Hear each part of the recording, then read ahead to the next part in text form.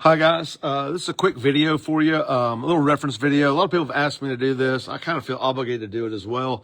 There's so much misinformation out there that I just want to do some clarification on a few different types of knives. This conversation is going to center around Stag, carved stag bone, commonly referred terms as red stag, amber stag, dyed stag, etc., etc. I will tell you guys, this is not a live sale. This is not a live knife sale, even though we have the background up that we use here on Facebook to sell some knives. For those who don't know who I am, guys, I'm Joe Culpepper. I run, my wife and I, we run Old School Knife Works. And of course, our parent company is Culpepper and Company. And then one of our other divisions is knifehandles.com. Old School Knife Works mostly sells cutlery related products. Knifehandles.com. We manufacture knife handles for most of the major manufacturers in this country: Germany, Japan, Italy, etc. We also sell to many custom knife makers, and you'll see a lot of custom knives here today on this little live feed here. And then we, of course, sell to guys that do rehandles and things like that. And like I said, again, the reason for the video, guys, there's so much misinformation about what is what. So I thought, and a lot of people have asked me to do this too. It's not just my natural idea coming forth here, guys. So we're going to talk about it real quick here. We're going to talk about stag, carved stag bone, amber stag, red stag, etc., etc., etc. So I'm going to start off with a couple of things here real quickly.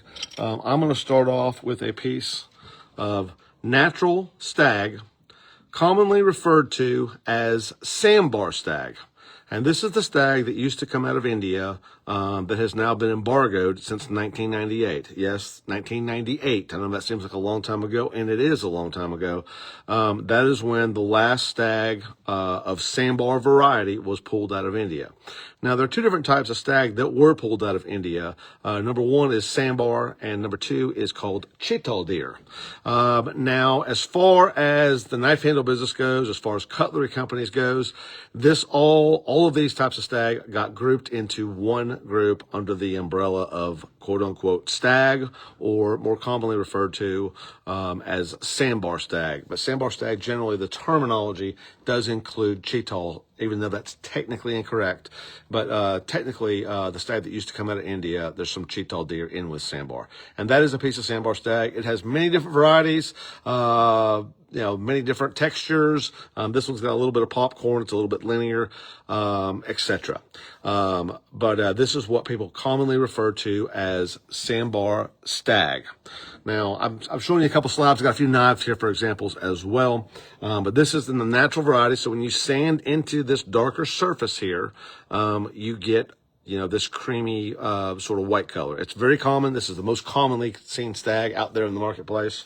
But again, it has been banned since 1998, which is why you see companies and manufacturers only making small knives. I'll use Case as an example here, since there's a few Case knives out here in the background. But most of the time, they're referring to this right here as stag of the natural variety, if you will. We can get into terminologies that, how we color the outside and things of that nature, but this still falls under the category of a natural piece of sandbar stag. There's also another product out there, and as a matter of fact, I neglected to grab a piece, but it's called red stag. I do have a piece on one of these knives behind me. Now, if you go back and you look at, I don't know, for example, Robert Wells's price guide, or anybody else's price guide for that matter, they talk about a product or a Congress or a Whittler or what have you that has what Case called red stag, and that would be this right here. This is a naturally occurring color in the stag.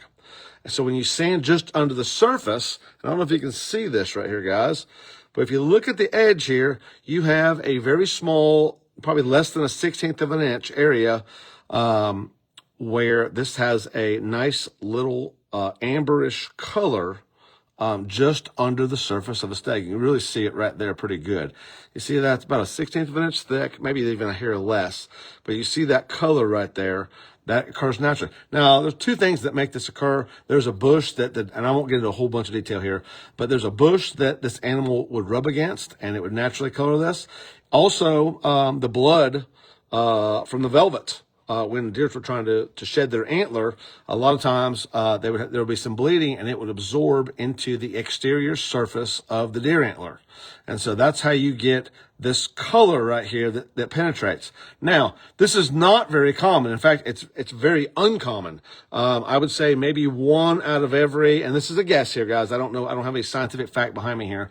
But just based on selling stag for the last 30 years and hundreds of thousands, probably millions of pieces, in fact, I would say in my, if you want to take my expert opinion, if you want to call me an expert, I'm not an expert, but if you want to call me that, I would say that probably 1 in every 150 to 1 in every 200 pieces will have this type of coloring in it. Okay. So that is what Case referred to so far as pocket knives were concerned. That is called red stag and occurs naturally. And again, a very, very small percentage of pieces will actually have this. Okay. Now, one more thing that we'll talk about here real quick. So you see natural, and that is naturally occurring red stag, or the correct terminology is actually naturally occurring amber stag. Case called it red. The rest of the world called it naturally occurring amber stag. It doesn't matter. Those are semantics. You can call it whatever you want to. But those are the two right there, okay? So now we'll talk about, so here's a piece of natural stag. This is on a Mike Zerny custom knife. But here it is when it's finished. Now, the degree of finish can be, a lot of texture left on the knife or a little bit of texture. This is kind of somewhere in between. By the way, Mike's a fantastic knife maker. If you ever get a chance to hold any of his wares, and we have a couple for sale even, but that's not what this video is about. Really nice, naturally occurring amber stag. Now, a lot of companies, this one happens to be a Cripple Creek, they would take this naturally occurring stag and they would torch it. And they would get a color that looks something like this. It gives it that nice little burnt look. Henry, our mascot's here. He's barking in the background. He comes to work every day. So that's basically been torched. A lot of companies did it. Most companies do it, in fact. Case did it. Queen did it. Shatton Morgan's done it. Buck's done it. Every company you can possibly imagine that's ever built a knife has torched their stag. This is natural. This is torched. Same product. One's torched, one's not. Okay? There's that. Now, we talked about the amber stag, or if you prefer to call it red stag. This is it on a Winchester knife, naturally occurring. And you can see those similarities between the two colors there. You can see those two similarities there. And so this has a very shallow, but nonetheless prevalent area of this naturally occurring amber or red stag, if you prefer that term. And guys, I'm going to take this opportunity to wipe this off just a little bit here. I apologize. This was not a fancy rehearsed video, but that was a little bit dirty there. So that's naturally occurring red stag. So in cases in the price guides, when you see naturally occurring red stag, that has it. Does it have a tremendous amount of it? No, it doesn't. But it does have some. It has actually a little bit more on this side. That's naturally occurring. That is not done with a torch. Sometimes people torch them after the fact when they were already natural red or amber stag. But you can see that's naturally occurring. Now, I'll show you those couple knives. Here is a piece of, I believe this is a Gutman. This is just a piece of natural stag that is not quite as dark as this one is on the outside, but through polish and being handled, it has developed a little bit of a patina. This was probably torched as well. So that's also going to be called natural stag, okay? Now, we just talked about what naturally occurring red stag is. That's what that is. Here's actually a case knife with naturally occurring, it's a little 52 pattern, naturally occurring red stag. Now, it has it on that side. You can see those similarities there. Has a little bit on this side. Over here, you have just plain old natural stag that's been torched slightly. Doesn't have that natural reddish color running through it. And this color can vary a little bit. And again, it depends on how much you want to take off the surface of a knife, how much the maker or the rehandler wants to take off the surface. Depends on the color you're talking about. I know this video is long, guys, but I really want to be thorough here because there's so much misinformation out there. I just want to be really clear and thorough on it.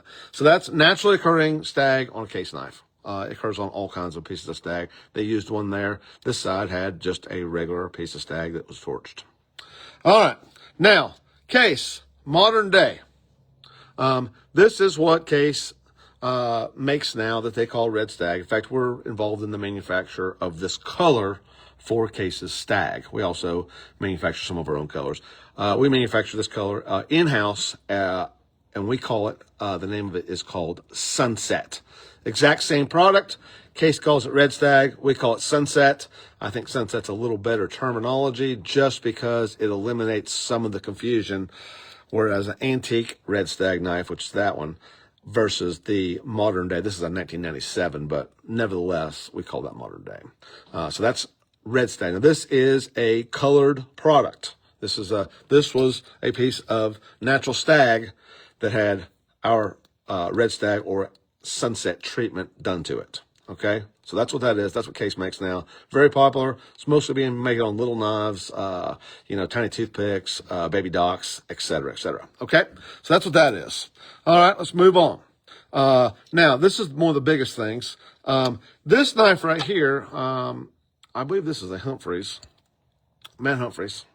Another, guys, world-class, outstanding maker. This is called Amber Stag. And on this piece, Matt has elected to retain a lot of the naturally occurring texture or surface on it. But you can see that really pretty amber stag coming through. Now, this is called amber stag. This is what we call it. This is also a product we make. It is very different from red stag or what we call Sunset. This is our amber stag. We do it for a lot of custom knife makers, a lot of manufacturers. We've done very little of this for Case, but other manufacturers have used it quite extensively, and it is a incredibly popular color that custom knife makers use. Okay, that's called amber stag. We also make some other colors, mahogany, etc., etc. But for our purposes here, we're going to call this amber stag.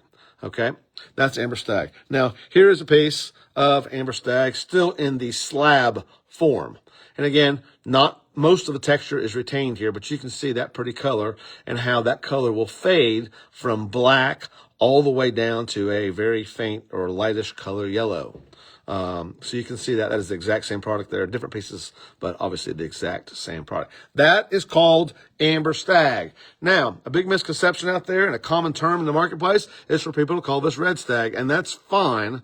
You can call it whatever you want to, but I wanted everybody to know what the difference was between amber stag, red stag, both of these colors are produced, and naturally occurring red stag.